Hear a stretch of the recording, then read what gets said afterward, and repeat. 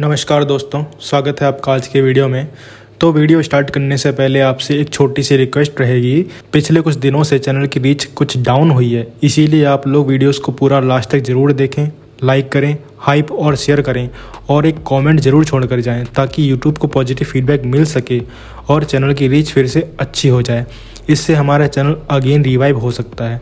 अगर किसी particular topic पर वीडियो देखना चाहते हैं तो उसका सजेशन भी कमेंट में ज़रूर दें। पहली खबर की बात करें तो डसॉल्ट एविएशन ने 2025 के नंबर रिलीज़ किए हैं और यहाँ एक इंटरेस्टिंग पिक्चर सामने आती है कि 2025 में डसॉल्ट ने टोटल 26 राफेल डिलीवर किए हैं, जहाँ 11 राफेल फ्रांस की एयरफोर्स को मिले और 15 राफेल एक्सपोर्ट कस्टमर्स को गए, जो कि 2024 में ये नंबर 21 था। तो क्लियरली डिलीवरी में ग्रोथ साफ दिखती है। इसका सीधा मतलब ये है कि राफेल की डिमांड दुनिया भर में बढ़ रही है। काफ़ी कंट्रीज़ अपनी एयरफोर्स स्ट्रॉन्ग करना चाह रही हैं और राफेल उनके लिए एक प्रूवन ऑप्शन बन चुका है। डसॉल्ट का ऑर्डर बुक ऑलरेडी काफ़ी भरा हुआ है और अब कंपनी के लिए बिगेस्ट चैलेंज ये है कि प्रोडक्शन कैसे बढ़ाया जाए। यहीं से इंडिया का एंगल बहुत इंपॉर्टेंट हो जाता है। डसॉल्ट ने ये बात बिल्कुल क्लियर कर दी है कि अगर इंडियन एयरफोर्स के 114 फाइटर जेट वाले MRFA प्रोग्राम में राफेल सेलेक्ट होता है तो इंडिया में प्रॉपर राफेल का फुल मैन्युफैक्चरिंग प्लांट लगाया जाएगा। प्लान ये है कि इंडिया में जो प्लांट लगेगा वहाँ से हर महीने लगभग 2 राफेल जेट बन सकें। अगर ये सेटअप हो जाता है तो डसॉल्ट की ग्लोबल प्रोडक्शन कैपेसिटी 50 से ज़्यादा राफेल एयरक्राफ्ट पर ईयर की हो जाएगी।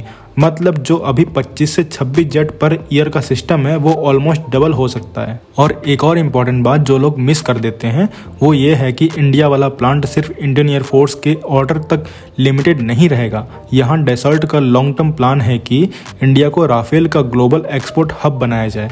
मतलब फ्यूचर में जो राफेल किसी और कंट्री को डिलीवर होंगे उनमें से काफ़ी एयरक्राफ्ट इंडिया में बनकर जा सकते हैं फ्रांस के साथ पैरेलली प्रोडक्शन के थ्रू। अब अगर राफेल यहाँ बनता है तो इसका मतलब है high level aerospace ecosystem India में आना, advance manufacturing, avionics integration, strict quality standards और हज़ारों स्किल्ड जॉब्स।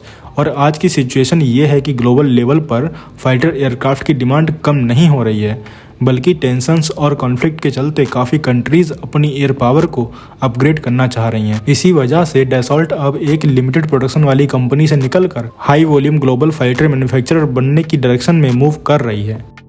अगली खबर की बात करें तो भारत फोर्ज के चेयरमैन बाबा कल्याणी ने एक काफ़ी इंपॉर्टेंट बात कन्फर्म की है। उन्होंने बताया है कि भारत फोर्ज अब ऑफिशियली नेवल प्रपल्जन सिस्टम के फील्ड में एंट्री कर रही है। उन्होंने कहा कि कंपनी सिर्फ प्रोपेलर तक लिमिटेड नहीं रहेगी। जो नेवल शिप को चलाने के लिए पूरी चेन चाहिए होती है, propeller, shaft, gear box, controllable pitch propeller और उसका इलेक्ट्रॉनिक पिच कंट्रोल सिस्टम, ये सब कुछ भारत फोर्ज खुद बना रही है और वो भी 100% इंडिजिनस डिज़ाइन के साथ। मतलब इसमें फॉरेन डिपेंडेंसी बिल्कुल नहीं होगी। एक और इम्पॉर्टेंट बात यह है कि इस प्रोजेक्ट में इंडियन नेवी खुद एक्टिवली इन्वॉल्व है। नेवी के साथ क्लोज कोऑर्डिनेशन में काम हो रहा है ताकि जो सिस्टम बन रहा है वो सिर्फ लैब के हिसाब से नहीं बल्कि रियल ऑपरेशनल यूज के हिसाब से हो। शिप की स्पीड, फ्यूल एफिशिएंसी, स्टिल्थ और इवन सोनार से बचने की कैपेबिलिटी सब कुछ प्रोपल्जन सिस्टम पर डिपेंड करती है। इसीलिए हिस्टोरिकली इंडिया को इस एरिया में फॉरेन सप्लायर्स पर डिपेंड रहना पड़ा। अब भारत फोर्ज उस गैप को फिल करना चाहती है।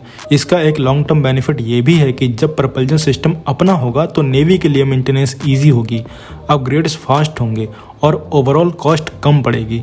और अगर सिस्टम सक्सेसफुल होता है तो फ्यूचर में भारत फोर्ज इस टेक्नोलॉजी को एक्सपोर्ट्स के लिए भी ऑफर कर सकती है, स्पेशली उन कंट्रीज़ को जो अफोर्डेबल और प्रूवन नेवल सॉल्यूशन ढूंढ रही हैं।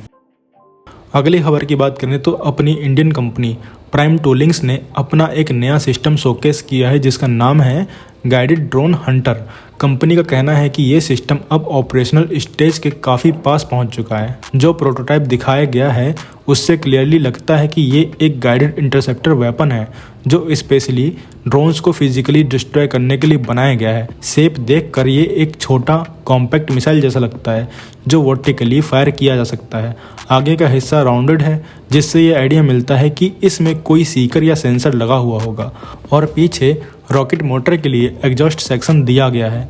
यानी ये सिस्टम उन ड्रोन्स के लिए बना है जो आजकल सबसे ज़्यादा प्रॉब्लम क्रिएट कर रहे हैं, जैसे सर्विलांस क्वाडकॉप्टर्स, लोइटरिंग म्यूनिशंस और कम हाइट पर उड़ने वाले छोटे यूएवीज।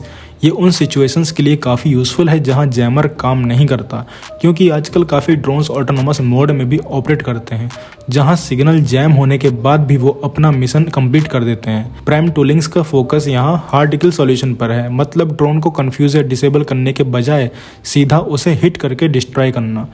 जो डिटेल्स सामने आई हैं उनके हिसाब से इस इंटरसेप्टर में IR सीकर बेस्ड गाइडेंस हो सकती है, जिसका एंगेजमेंट रेंज लगभग 2 से 3 किलोमीटर बताया जा रहा है। अल्टीट्यूड कवरेज भी अराउंड 2 से 4 किलोमीटर तक हो सकती है। स्पीड मैक 0.7 क्लास के आसपास और सॉलिड रॉकेट प्रोपल्जन का थ्रस्ट रफली 800 न्यूटन के लेवल पर होने का क्लेम है। ये फिगर्स देख के लगता है कि ये सिस्टम फास्ट रिएक्शन और शॉर्ट रेंज डिफेंस के लिए ऑप्टिमाइज किया गया है। इसका साइज और डिज़ाइन देख के ये भी लगता है कि फ्यूचर में ये व्हीकल माउंटेड या पोर्टेबल कॉन्फ़िगरेशन में आ सकता है, मतलब इन्फेंट्री यूनिट्स, स्पेशल फोर्सेस या सिक्योरिटी टीम इसे इजीली डिप्लॉय कर सकती हैं बिना किसी बड़े एयर डिफेंस सिस्टम के। तो अब प्राइम टूलिंग्स का नेक्स्ट इंपॉर्टेंट स्टेप ये होगा कि ये system real world trials, accuracy test और यूज़र फीडबैक में कैसा परफॉर्म करता है। अगली खबर की बात करें तो इंडियन एयरफोर्स को S-400 का चौथा स्क्वाड्रन रसिया से मई एंड के आसपास मिल सकता है। ये अपडेट काफ़ी इंपॉर्टेंट है, क्योंकि 2018 में इंडिया और रसिया के बीच जो लगभग $5 बिलियन का डील हुआ था, उनमें टोटल 5 S-400 स्क्वाड्रन मिलने थे और उसमें काफ़ी डिले हो चुका था यूक्रेन वॉर की वजह से।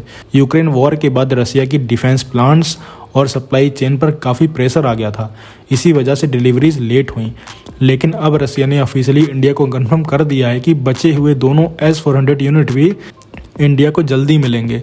2025 के एंड तक रसिया ने अपनी प्रोडक्शन कैपेसिटी काफ़ी हद तक स्टेबल कर ली है, जिसके बाद प्रायोरिटी पार्टनर्स जैसे इंडिया को डिलीवरीज फास्ट ट्रैक पर डाली जा रही हैं। S-400 सिस्टम इंडिया के लिए लॉन्ग रेंज एयर डिफेंस का बैकबोन है।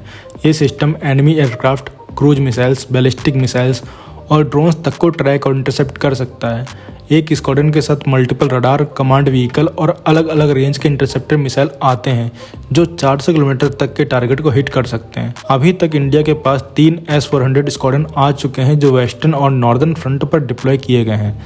मतलब पाकिस्तान और चाइना दोनों डायरेक्शन से आने वाले एरियल थ्रेट्स के अगेंस्ट ये system already active role play कर रहा है।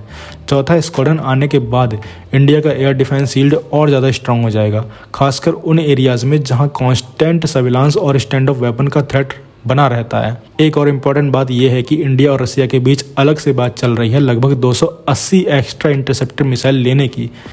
ये इसलिए क्योंकि मई के कॉन्फ्लिक्ट के दौरान इंडियन एयर डिफेंस यूनिट्स ने काफ़ी मिसाइल्स यूज किए थे और S-400 सिस्टम ने उस वक्त पाकिस्तान के multiple high value aerial target को इंटरसेप्ट किया था।